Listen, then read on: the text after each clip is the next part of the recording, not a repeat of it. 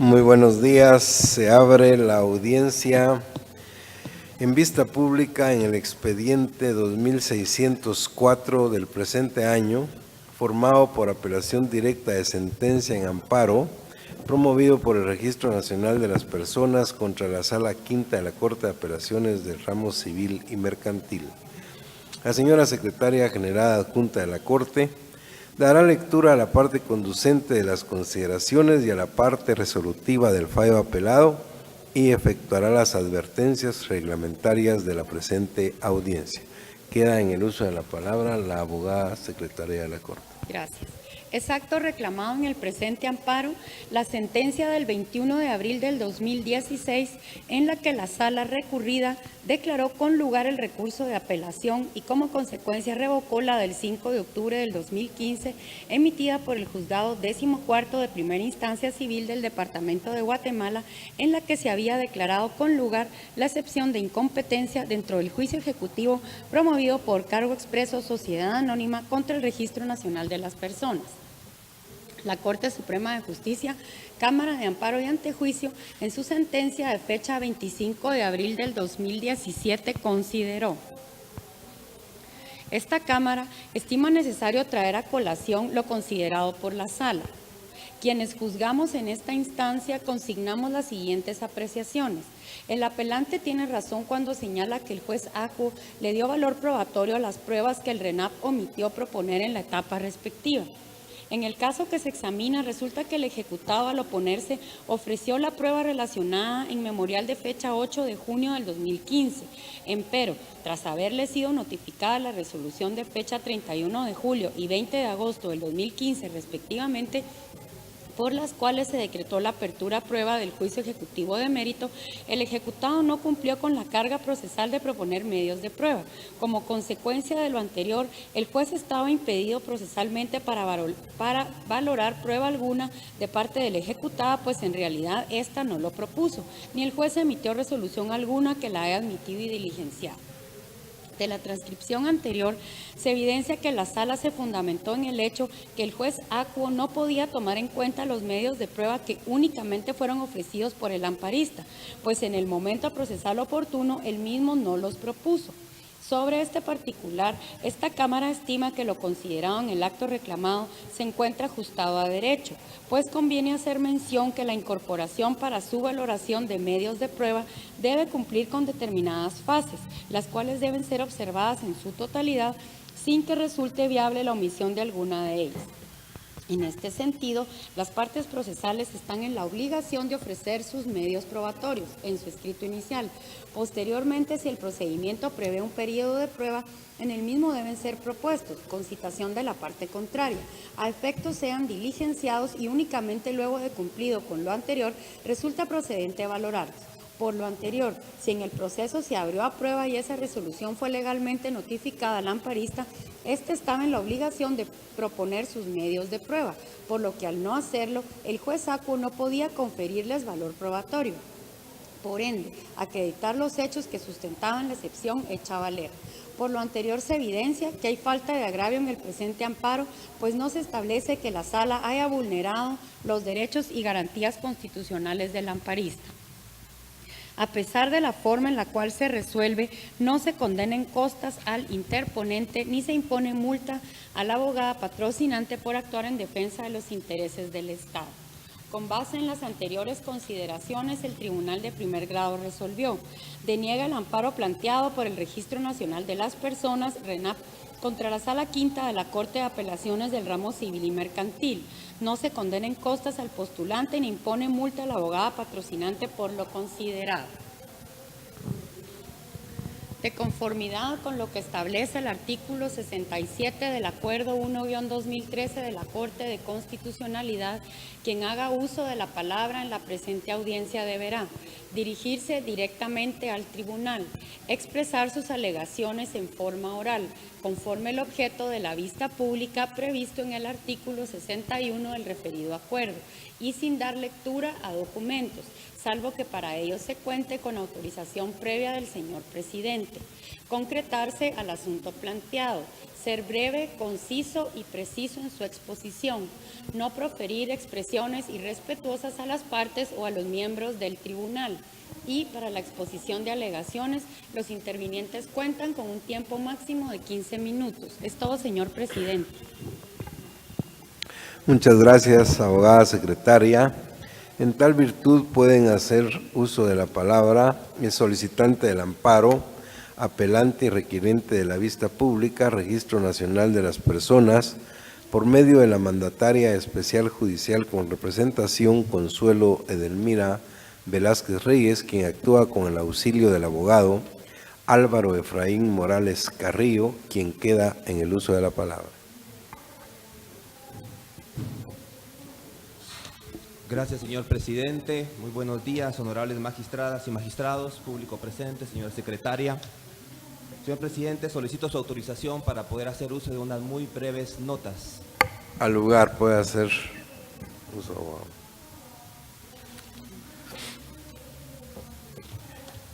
El caso es bastante sencillo y lo quiero explicar de la forma más sencilla, ya que el expediente es bastante voluminoso, así es que intentaré ser lo más puntual posible. El artículo 203 de nuestra Constitución, en el último párrafo, establece cosas tan importantes como lo es la administración de justicia. Siempre he creído que la administración de justicia es una ciencia que debe de ser lo más exacta posible. Esta administración de justicia está a cargo, en este caso, de los jueces y de los magistrados de sala y de la Corte Suprema de Justicia. No así de este Tribunal Constitucional, que según la Constitución sus funciones son totalmente diferentes a esta administración de justicia. Es por eso que no veo necesario hablar de todas las interioridades de este expediente, puesto que el error está aquí en una mala administración de justicia. ¿En dónde se da el error de esta administración de justicia? La entidad Cargo Express presenta o interpone un juicio ejecutivo en contra del Registro Nacional de las Personas, aduciendo la existencia de una deuda que en ningún momento el Registro Nacional ha indicado que no existe. Para esto, conforme al Código Procesal Civil y Mercantil, presenta el respectivo título ejecutivo, que lo debía de presentar. En ese momento las argumentaciones son muy claras al juez y se le indica de que para que se le pudiese pagar a Cargo Express no solo es cuestión de que presente la factura, sino que también pueda presentar todos los documentos respectivos que demuestren que la prestación del servicio efectivamente se dio. Eso fue específicamente lo que no hizo la entidad Cargo Express. Por lo tanto, atendiendo también a las sugerencias de la Contraloría de Cuentas, no podíamos hacer efectivo un pago si no existían los documentos de soporte respectivos.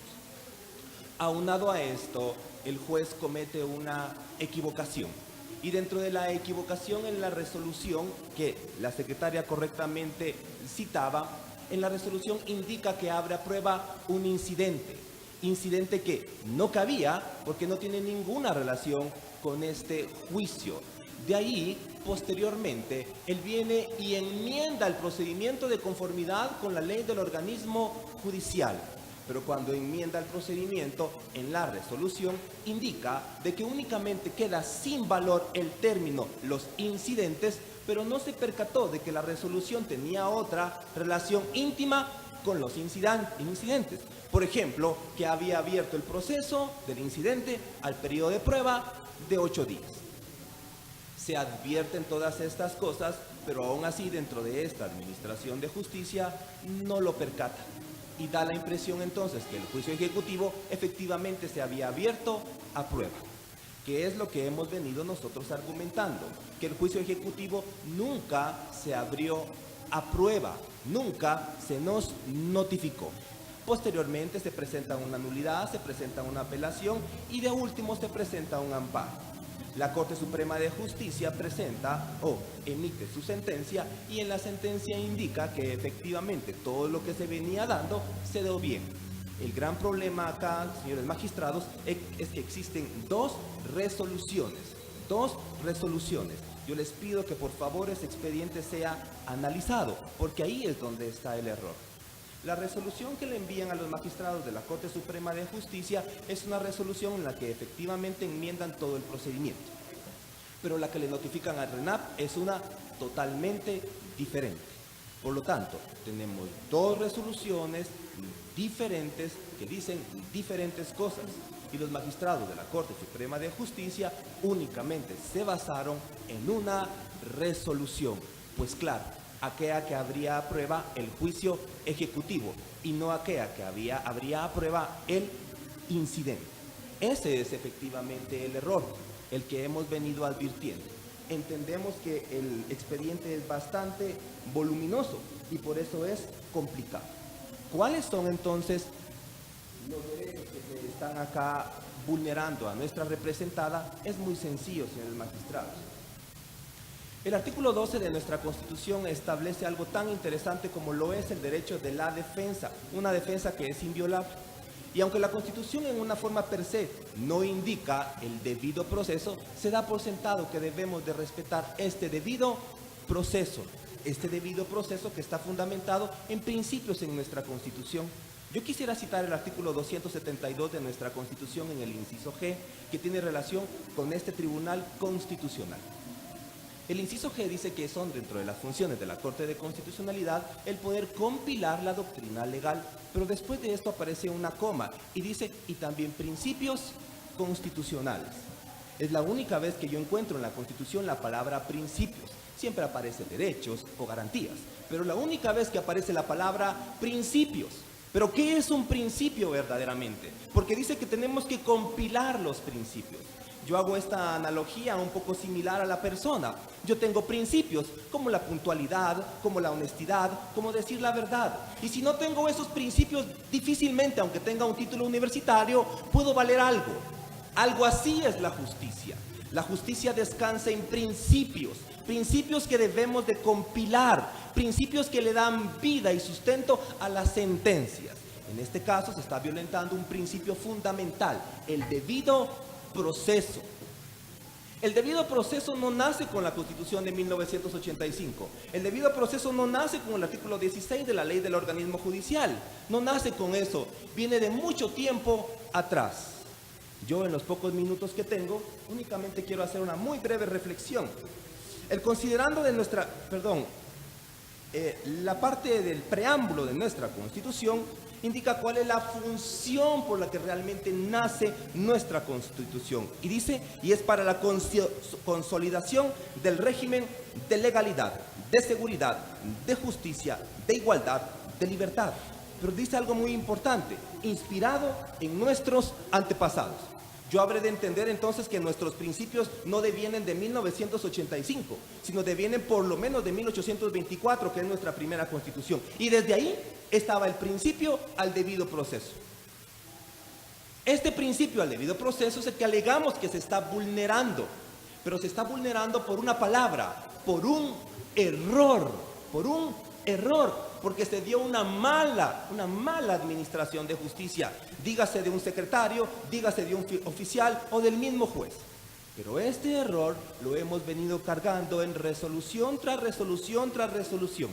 Y hoy, que estamos en la última instancia, solicitamos respetuosamente que se pueda analizar ese expediente y que puedan analizar que existen dos resoluciones que se están contraponiendo. Incluso si de esto se puede hacer el análisis respectivo, se pueden deducir responsabilidades al responsable por haber emitido estas dos resoluciones que se contraponen. No estamos indicando que el RENAP no debe de pagar, por supuesto que lo debe de hacer. Pero qué situación tan complicada es si se emite una resolución judicial en la que nos están diciendo paguen, pero no están los documentos de soporte que puedan acreditar el cumplimiento de esta obligación, con lo cual se estaría ante una incorrecta administración de justicia. Efectivamente, no solamente es el principio al debido proceso el que está siendo violentado, sino que también el principio a la defensa, el principio a la igualdad. Señores magistrados, vivimos de principios. Y si no podemos acatar los principios, vamos a tener resoluciones injustas. Y esto va en contra de lo que mi Constitución me dice que he estudiado y es lo que debo de defender. Una correcta administración de justicia no es solo resoluciones que no son analizadas ni fundamentadas, sino que deben de ser verdaderamente documentos científicos que nos puedan dar la certeza jurídica de que efectivamente, más allá de la norma ordinaria que se cumplió con los principios constitucionales. Por esto, con todo respeto, solicitamos